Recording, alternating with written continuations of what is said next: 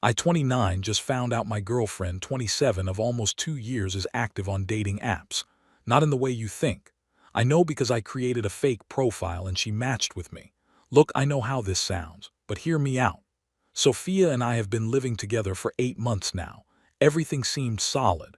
We split rent, go to the gym together, talk about getting a dog next year. Our friends call us the stable couple.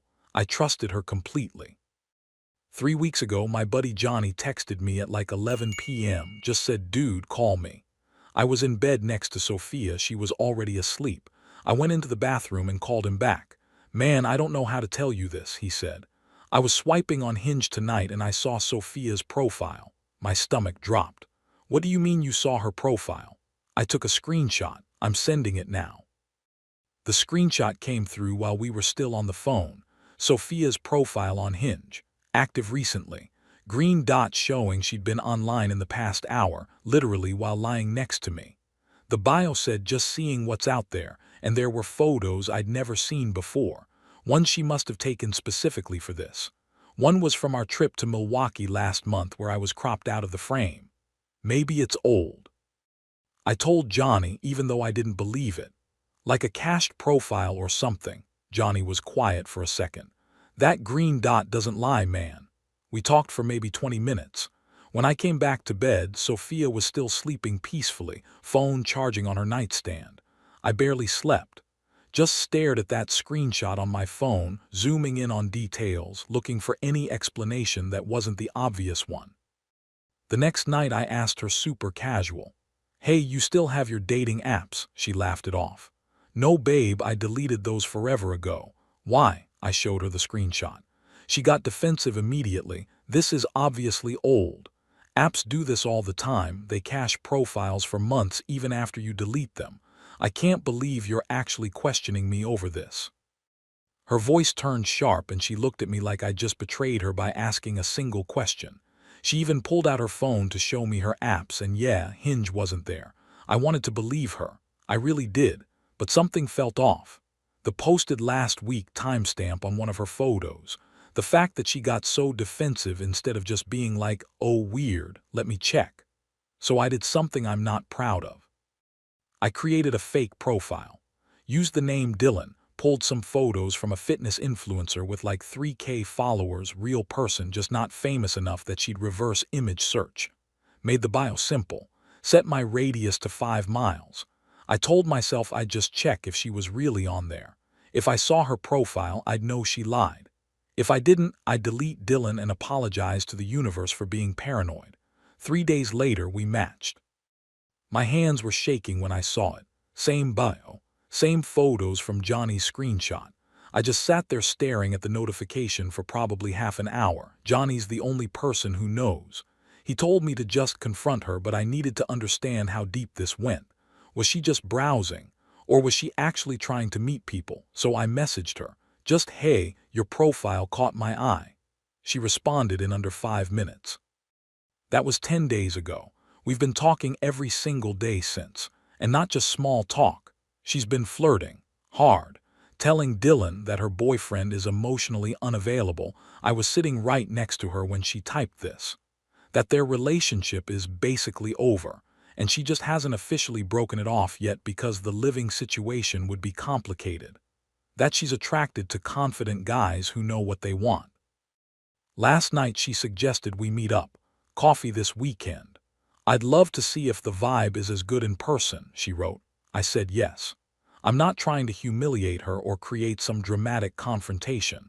I just need to see if she'll actually show up.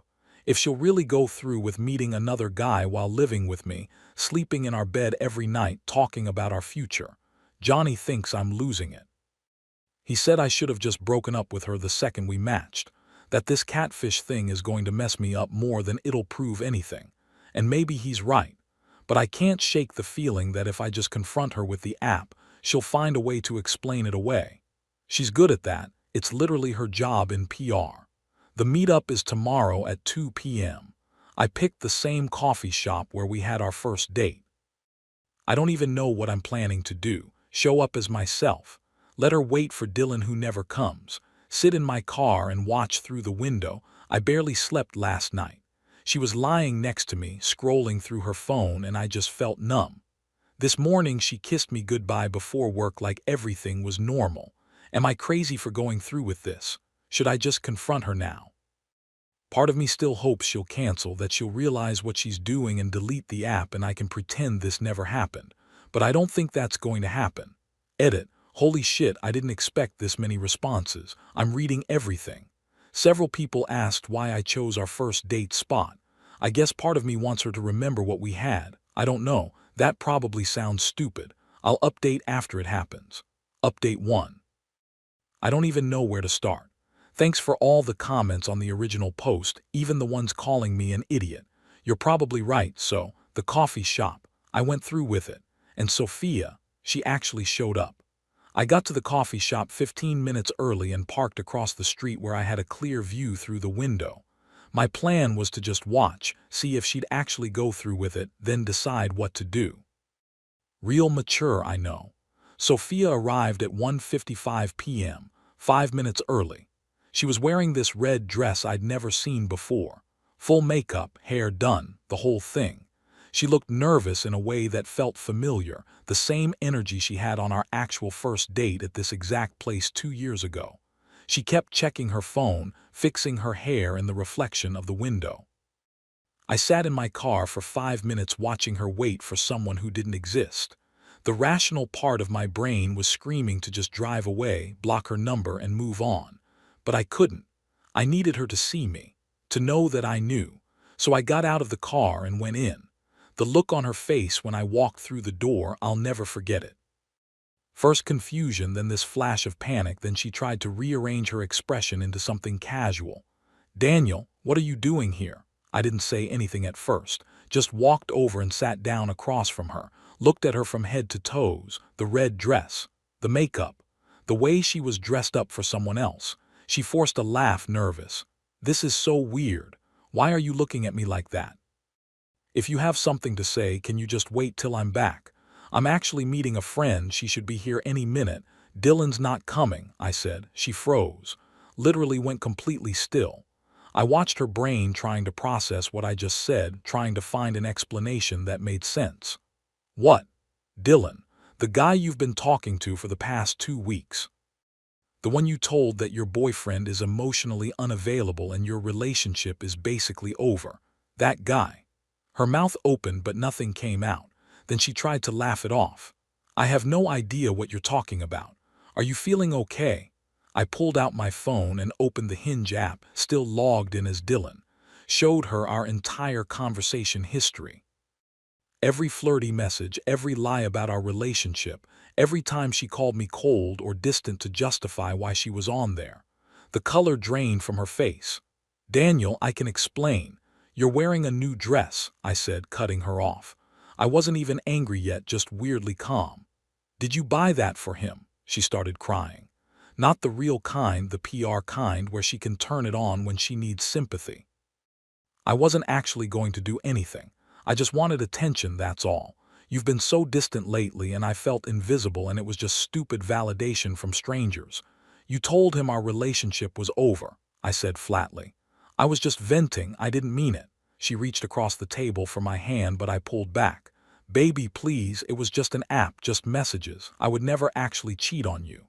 You're here right now. You got dressed up, came to meet another man, and the only reason nothing happened is because that man was me." She went quiet for a second, like she was realizing she couldn't talk her way out of this. Then the tears stopped, just like that. Her face changed. "Don't act all high and mighty, Daniel. You catfished me. You created a fake profile and manipulated me into saying things I wouldn't have said otherwise. That's actually insane, Daniel. You violated my privacy, your privacy. Sophia, you've been lying to my face for weeks. I asked you directly if you were on dating apps and you looked me in the eye and said no. We went back and forth for maybe 20 minutes. She kept trying different angles. I was controlling. I was paranoid. I was the one who drove her to this by being emotionally unavailable. Every excuse in the book. At one point she said we could work through this, that couples therapy could help us understand why she needed external validation. I just felt tired. "Do you even remember our first date?" I asked. It was here.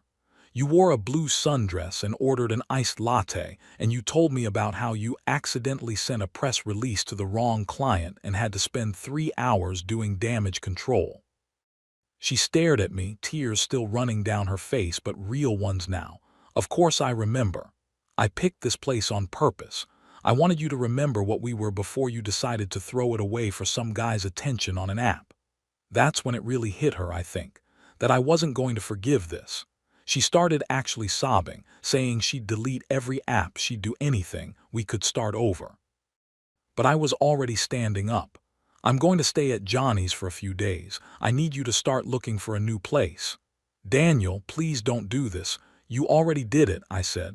I'm just finishing it. I put $40 on the table for the 2 coffees neither of us touched and walked out. She didn't follow me.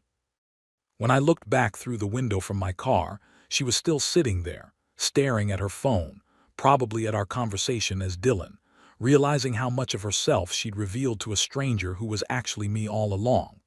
Johnny picked me up from the coffee shop parking lot because I was shaking too hard to drive. He didn't say, "I told you so," even though he had every right to. Just told me I could stay as long as I needed. I haven't blocked Sophia yet. Part of me isn't ready to close that door completely. She's been texting constantly, 33 messages in the last 4 hours.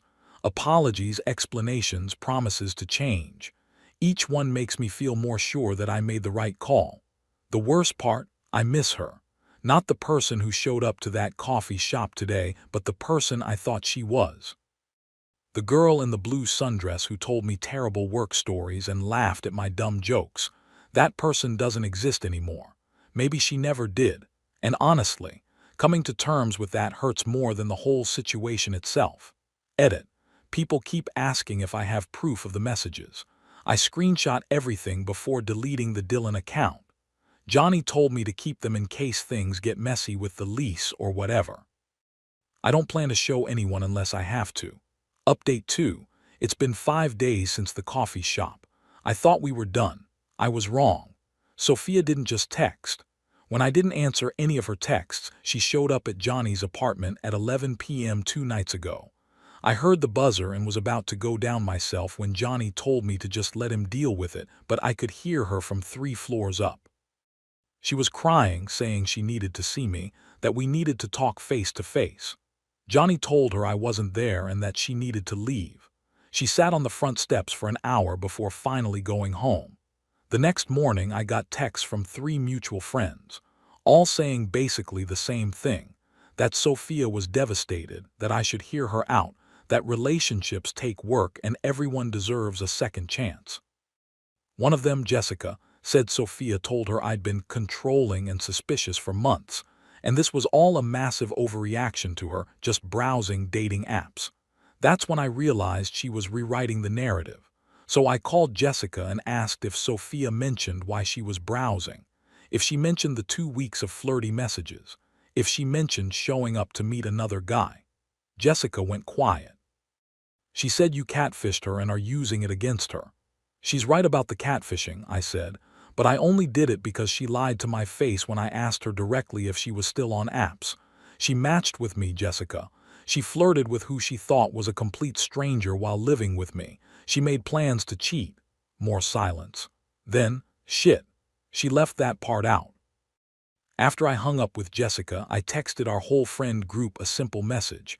Happy to talk to anyone who wants the full story, but I'm not defending myself against Sophia's version anymore. 2 people responded asking what really happened. I sent them screenshots of her conversation with Dylan, just enough to show the timeline, the lies about our relationship, and the meetup arrangement. Didn't editorialize, didn't trash talk her. Just facts. Within an hour, the poor Sophia text stopped. Yesterday, I went back to our apartment while Sophia was at work. Johnny came with me. We packed up all my stuff in about 3 hours. I've never owned that much to begin with. Clothes, laptop, few books, my bike. Everything that made that place home turned out to fit in my Honda Civic. Sophia had left notes everywhere. On the bathroom mirror, "I miss waking up next to you." On the kitchen counter, "Remember when we cooked that terrible pasta?" On my pillow, "Please don't give up on us." Johnny saw me reading them and said, "You know she knows you have to come back to grab your stuff eventually and just tries to manipulate you, right?" "Yeah," I said, "I know." I left my key on the kitchen table with a note of my own. "Lease is in both our names through March. My half of rent will be paid. After that, you're on your own. Don't contact me again." She called 11 times while I was moving my stuff from the car into Johnny's apartment. "Haven't unpacked though, I'm not moving in with Johnny." Didn't answer. She finally texted, "At least let me explain in person. You owe me that." I almost laughed. I owed her, after everything.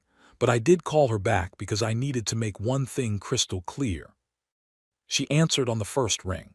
"Thank you for calling. I know you're angry." "I'm not angry anymore," I said, and that was true. The anger had burned out somewhere between the coffee shop and sleeping on Johnny's couch. "I'm just done. Daniel, please. What I did was wrong, I know that, but you catfished me. You manipulated me into revealing things I wouldn't have said otherwise. You would have said them to the real Dylan." She paused. I could hear her breathing. "That's not fair. Sophia, you didn't accidentally match with a stranger. You created a dating profile while we were together. You actively looked for someone else. You told that person I wasn't enough for you, and you got dressed up and showed up to replace me." My voice stayed level the whole time. "The only reason you're upset is because you got caught, not because you did it." "That's not true. I love you. You love the stability I gave you, the rent I split, the relationship you could show off to your friends while keeping your options open." I took a breath. "I'm not doing this anymore. We're done. For real, don't show up at Johnny's. Don't text our friends trying to make me look crazy. Just let me move on." "So that's it, 2 years and you're just walking away." "You walked away first," I said. "I'm just making it official." I hung up before she could respond, blocked her number, blocked her on everything. Olivia from work noticed I looked like shit at the office today and dragged me to get lunch. I gave her the abbreviated version, girlfriend on dating apps. I catfished her to confirm, confronted her, now it's over. She didn't judge the catfishing part, which surprised me. "Look," she said, "everyone's got their line. Sounds like she crossed yours and then tried to blame you for finding out. That's not someone you build a life with." She's right. I know she's right. But it still hurts like hell. Johnny asked if I want to stay with him longer or start looking for my own place. Honestly, I don't know yet. Everything feels temporary right now. I'm sleeping on a couch, my stuff's in garbage bags, and I can't stop checking my blocked messages to see if Sophia's still trying to reach me. She is. 3 more texts that just show as blocked message notifications. I keep thinking about that coffee shop. How she looked sitting there in that red dress, waiting for someone who was both me and not me. How in some parallel universe Dylan was real and she actually cheated and I never found out. Would have just kept living that lie until what? Until she got bored and left. Until I proposed and she said yes while keeping her apps active. The worst part isn't the betrayal. It's knowing I'll never trust like that again. The next person I'm with, I'll always wonder what they're doing on their phone, who they're really texting. If the person they show me is real or just another performance, but at least I know the truth now, and I didn't marry her, didn't buy a house with her, didn't have kids with her, found out when I could still walk away relatively clean. Small freaking victories. Edit. A lot of people are asking about the apartment lease. We're both on it 4 more months. I'm paying my half because I don't want her having any excuse to contact me about money, and I can afford it. After March, it's her problem. My credit score isn't taking a hit over her bullshit. Final update, it's been 8 weeks. Figured I owed you all a final update since so many of you followed this mess from the beginning. I'm doing okay. Not great, not terrible, just okay, which is honestly better than I expected. Found my own place 3 weeks ago. Studio in Logan Square, twice what I was paying for half the old apartment, but it's mine. No shared history. No notes on mirrors. I bought a couch that's actually comfortable instead of the IKEA futon Sophia picked out. Small victories. Sophia stopped trying to contact me after about 3 weeks of radio silence. The last message that got through, mutual friends showed me, was her saying she'd started therapy and realized she had intimacy issues that had nothing to do with me. Glad she's working on herself, I guess. Doesn't change anything. The friend group split pretty predictably. Jessica and two others stayed neutral, which I respect. Three people took Sophia's side hard. One of them sent me a long message about how I psychologically tortured her with the catfishing and I was actually the toxic one. I didn't respond. Not worth it. Johnny, Olivia, and a few others have been solid. That's enough. Jessica did tell me something interesting last week, though. Apparently Sophia's still active on dating apps, multiple ones now. She's been seeing a few different guys, but nothing sticking. One of them turned out to be married and ghosted her after 3 weeks. Another one was apparently love-bombing her hard, then flipped and started getting possessive and controlling after like 2 dates. She had to block him. Apparently, she still has a lot to work on her issue. Jessica said Sophia asked about me once, whether I was seeing anyone. Well, I'm not.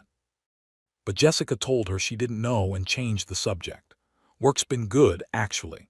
Got assigned to a new project in January that's keeping me busy. Olivia and I grab lunch most Fridays now. Strictly platonic before anyone asks. She's engaged and also just a good friend. Besides, I'm not planning on getting back into dating anytime soon. But it's nice having someone at work who knows the full story and doesn't treat me like I'm fragile. The lease thing resolved itself. Sophia moved out in February, broke the lease early and paid the penalty. Apparently she couldn't afford it alone and her parents helped her relocate. I got an email from the landlord asking if I wanted to take over the full lease at a reduced rate, but I said no. Too many memories in that place.